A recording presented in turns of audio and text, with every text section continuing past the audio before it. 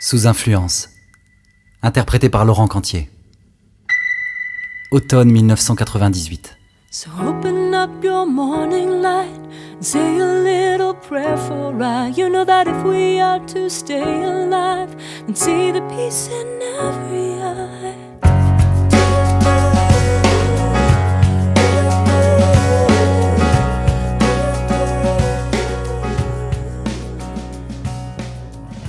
J'avais choisi mes comédiens.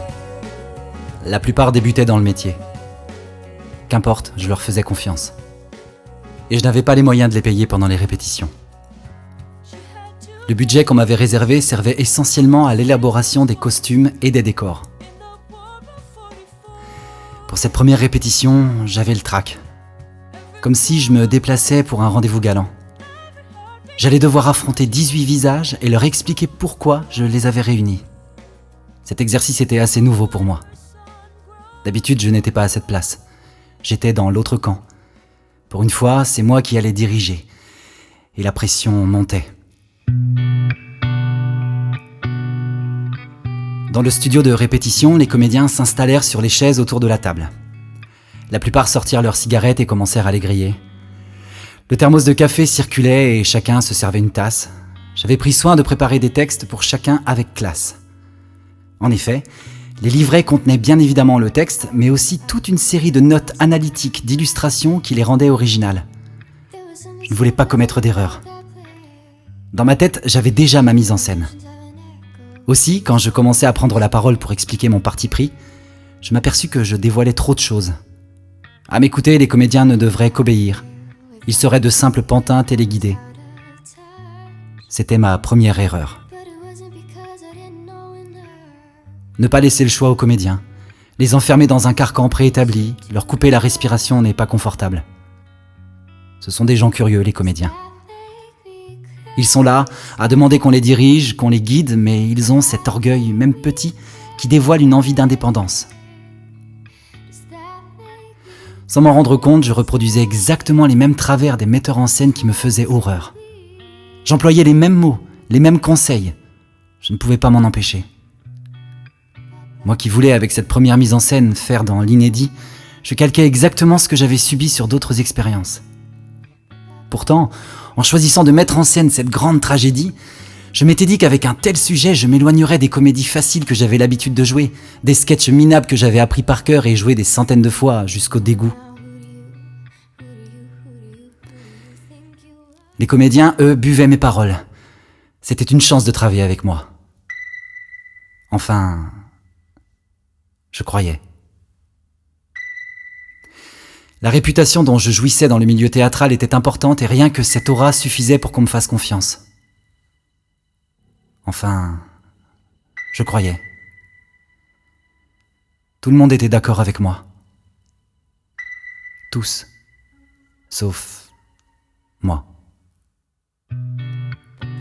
À la fin de cette première réunion, je me maudis. Je n'avais pas vu les choses de cette façon. Je ne cherchais pas à révolutionner l'art de la mise en scène. Je n'avais pas cette prétention.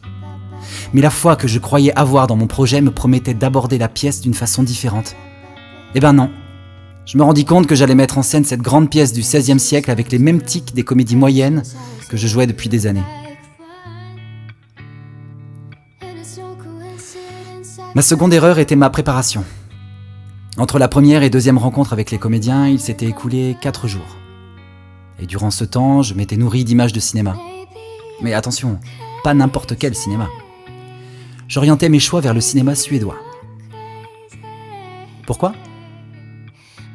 Parce que je pensais bêtement que l'univers qui se dégageait de ces films allait me guérir des apparats clinquants que j'avais l'habitude d'utiliser. Je me concentrais sur l'œuvre d'Ingmar Bergman et essayais de comprendre comment les personnages prenaient vie. De quelle façon ils disaient leurs textes, où se dirigeait leur regard. À mes yeux, Bergman se concentrait sur l'essentiel. Et c'est vers cet essentiel que je voulais aller. Quand je réfléchissais à ma mise en scène, je m'appuyais sur un décor imposant qui recouvrait tout le plateau. Je pensais aux costumes, taillés sur mesure et correspondant à l'époque. Au final, je voulais en mettre plein les yeux. Les spectateurs en auront pour leur argent. Mais ce n'est pas ce que je voulais. Avant tout, je souhaitais raconter une histoire, l'histoire de cette tragédie.